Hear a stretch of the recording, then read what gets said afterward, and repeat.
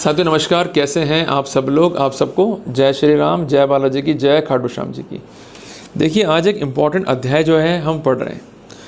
Chapter जो है जुड़ा हुआ है चाइल्ड कस्टडी से, और बेसिकली हम सब चाहते हैं कि हमारे बच्चे हमें मिल जाएं। जब बच्चे नहीं मिलते तो हम लोग कोर्ट जाते हैं। जब बच्चे कोर्ट से भी हमें नहीं मिलते हैं तो हम लोग बच्चे उठा के ले आते हैं। जब बच्चे उठा के ले आते हो तो पुलिस जो है आपके पीछे पड़ती है, और अल्टीमेटली बच्चा आप सरेंडर कर देते हो। तो अपन ने मेहनत भी करी और बच्चा जो है सरेंडर भी करना पड़ रहा है, और अल्टीमेटली जो पुलिस का हैरेसमेंट है वो भी अपने को जो है फेस करना पड़ता है। तो बेसिकली इन स्थितियों के ऊपर आप लोगों में से 3 क्वेश्चन जो है मुझे इंपॉर्टेंट प्राप्त हुए, जिस कॉन्टेक्स्ट में मैं आज सारी बातें जो है डिस्कस करूंगा। एक एक बात जो है मैं खुलकर आपको समझाऊंगा और आपको स्पष्ट करने का जो है प्रयास करूंगा। आप तसल्ली से बैठ जाएं, बात को सुने, समझें। साथियों, पॉइंट नंबर 1 या क्वेश्चन नंबर 1 आप नोट कर लीजिए कि हमारा अपना बच्चा जो है जबरन वाइफ ने पीयर में रखा हुआ है। आप बच्चे से मिलने जा रहे हैं, माँ जो है मिलने नहीं दे रही है। अल्टीमेटली आपने केस भी कर दिया तो माँ जो है आपको मिलने नहीं दे रही है। अभी तो कोर्ट ने ऑर्डर कर दिया कि भाई आप सिर्फ बच्चे से मिल सकते हैं, कस्टडी जो है आप क्लेम नहीं कर सकते हैं। क्लियर है। और इसके अलावा इतना गुस्सा आपको आ गया इन स्थितियों को देखते हुए कि आप बच्चों को जो है उठा के लिए, और अल्टीमेटली आप पर जो है कानूनी कार्रवाइयाँ इनिशिएट हो गई। तो ऐसे सिनेरियो में जो आपके स्टेप हैं, क्या वो जस्टिफाइड है या नहीं है, इस पर जो है सबसे पहले अपन करेंगे एग्जामिनेशन। साथियों, यहाँ पर आप 2 चीज़ जो है नोट कर लीजिए। पहला तो है किडनैपिंग, फिर लिखिए डैश करके ऑफेंस, फिर लिखिए सेक्शन 363 IPC और स्लैश कीजिए, फिर लिखिए सेक्शन 137 BNS। साथियों, कानूनन क्या स्थिति है कि अगर कोई बच्चा माइनर है, क्लियर है, क्योंकि मैंने 2 बातें इसलिए कही है कि कई बार ऐसा होता है कि हमारा जो बड़ा बच्चा है, भले वो 18 ईयर भी क्रॉस हो गया है, तो कहेंगे उसको हम अपना बच्चा ही। तो मेरा कहना है कि अगर हमारा बच्चा जो है वो माइनर है, तो ऐसे सिनेरियो के अंदर अगर उसकी उम्र 18 साल से कम है और उसको हमारी लॉफुल कस्टडी से कोई ले जाता है बगैर हमारी अनुमति के, तो बेसिकली ये किडनैपिंग का ऑफेंस है। क्लियर है। यहाँ पर एक अपवाद दिया गया कानून में कि अगर हम नेचुरल गार्जियन हैं और हम एक गार्जियन से हमारा बच्चा ले जाते हैं, तो ऐसे सिनेरियो के अंदर it is not the case of kidnapping, जिसके लिए आप विस्तार से सेक्शन 363 IPC, सेक्शन 137 BNS का पढ़ सकते हैं। साथियों, से कई मामले आए जहां पर पिता जो है बच्चे को लेकर आ गया, मां ने जो है FIR कटा दी और अल्टीमेटली मामला जो है सुप्रीम कोर्ट तक गया। कई ऐसे मामले हुए जो हाई कोर्ट तक गए, पर सभी ने स्पष्ट किया है कि अगर एक पिता अपने बच्चे को ले आता है being a natural guardian, it is not a kidnapping. तो कोई भी मामला जो है उस पर किडनैपिंग का नहीं चलाया जा सकता। अगर ऐसी FIR है तो ऐसी FIR इनलीगल है, अब्यूज ऑफ प्रोसेस है, it is liable to be quashed and set aside. Clear हो गया अपने को। तीसरी बात यह कि आपका बच्चा अभी आपके पास में नहीं है, बच्चा अभी पीयर में, और आप बच्चे से मिलने जा रहे हैं, माँ नहीं मिलवा रही है, आपने केस डाल दिया और केस के चलने के दौरान जो है आप बच्चे को ले आते हैं, it is not the case of kidnapping. पर एक बात ध्यान रखिएगा, अगर कोर्ट के कोई आर्डर हैं कि आप बच्चे को लेकर नहीं जाएंगे, बच्चे को लेकर जो है आप कहीं भी जो है नहीं छुपेंगे, आप ऐसा कोई काम नहीं करेंगे कि आप बच्चे को किसी डिस्टेंट प्लेस पे जो है ले गए जहाँ ढूंढना जो है इसको भारी है, अगर ऐसी गलती आप करेंगे तो फिर कंटेम्प्ट ऑफ कोर्ट में कार्रवाई होगी आपके ऊपर, और जो अदर प्रोटोकॉल हैं कानून के उसके तहत जो है आप पर कार्रवाई हो जाएगी। पर जब तक कोर्ट के आदेश नहीं है, सिंपल शॉर्ट जो है जनरल स्नैरियो है जहाँ पर डिस्प्यूट है, बच्चा जो है पीयर में है या केस भी है पर अभी कोई इफेक्टिव ऑर्डर नहीं है, बच्चा आप ले आते हैं, it is not the case of kidnapping. अगर FIR भी कट जाती है, it is liable to be quashed set aside. Clear हो गया। तो अपने को कॉन्सेप्ट जो है क्लियर हो गया कि you are not the criminal, and being the father and being the natural guardian आप बच्चे को लेके आ सकते हैं। दूसरा जो क्वेश्चन है आप सबका कि इसका प्रैक्टिकल पर्सपेक्टिव क्या होगा, कैसे हम जो है प्रोसीड करें।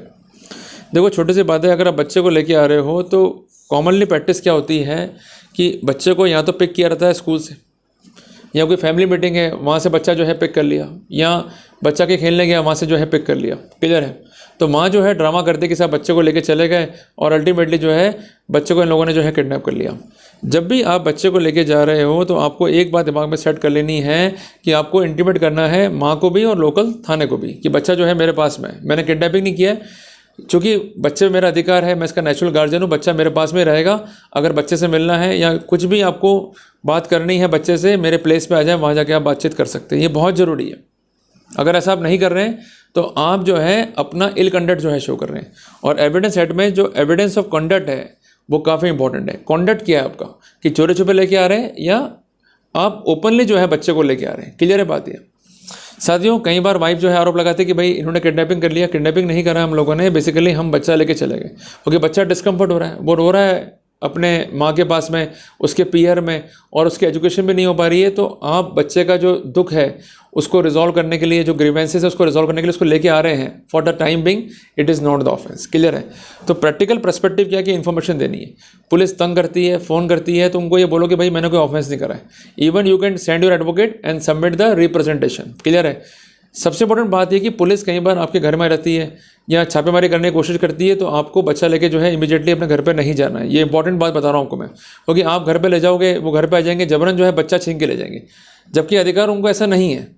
तो आपको सबसे पहले जाना है एडवोकेट के पास में और जो कानूनी रेमेडी उसको सीख करना है, और रेमेडीज़ मिलने के बाद जो है आप अपने घर पे लौट जाइए, कोई तकलीफ नहीं है। But in the meanwhile inform the authorities that you are seeking the legal remedies, और इसके लिए अपफ्रंट जो है अपने एडवोकेट को आप रख सकते हैं, इसमें कोई तकलीफ नहीं है। और साथियों एक बात मैं इंपॉर्टेंट बताना चाहता हूँ कि आप अगर बच्चा सरेंडर करेंगे या अपनी गलती मान लेंगे, तब तो वो छोड़ेंगे नहीं आपको। आपको कोई भी गलती नहीं माननी है, क्योंकि आपने कोई अपराध करा ही नहीं है। ये बार बार मैं कह रहा हूँ। जोर पुलिस का ये रहता है कि लिख के दो कि आपने गलती करी है, कन्फेस करो कि आइंदा मैं गलती नहीं करूँगा। Why to write? इसलिए हमेशा मैं कह रहा हूँ कानून को पढ़ो, अपडेट रहो। अगर अपडेट रहोगे, कानून को पढ़ोगे, दिक्कत अपने को नहीं आएगी। तीसरी बात है कि अगर वाइफ जो है केस फाइल करती है रिट ऑफ हैबियस कॉर्पस के तहत कि बच्चा हमारा जो है बहुत छोटा है, मीन्स 5 साल से कम एज का है, और उसका पिता जो है बच्चे को लेके आया है, कस्टडी जो है इनलीगल है, तो वहाँ पर क्या होगा?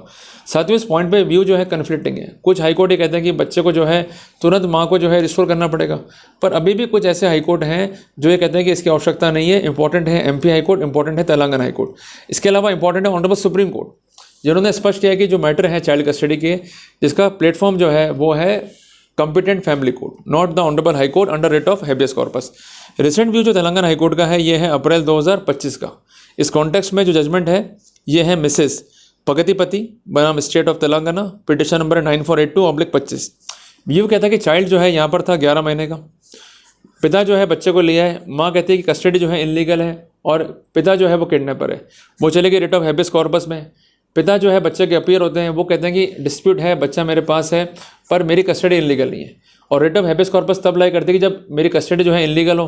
दूसरी बात यह है कि मैं बच्चे का जो है नेचुरल गार्जियन हूँ, जिस कारण से मैं कस्टडी को होल्ड कर सकता हूँ। तो कोर्ट ने इन स्थितियों को देखते हुए जो कंसर्न रेट थी उसको रिजेक्ट करने की ऑर्डर कर दी। हालांकि इस केस में पिता ने बच्चे को वॉलंटरली सरेंडर कर दिया, वो एक अलग बात है, पर कानूनन माँ जो है वो राइट नहीं ले पाई एक पिता के अगेंस्ट। तो कुल मिला के मैंने तीनों क्वेरीज पे जो है आपको उत्तर देने का जो है प्रयास किया है। तो जब भी इस तरह के मामले हों तो करना क्या है, रेमेडीज लेनी क्या है, उस पर आपने को जो है वर्कआउट करना पड़ेगा।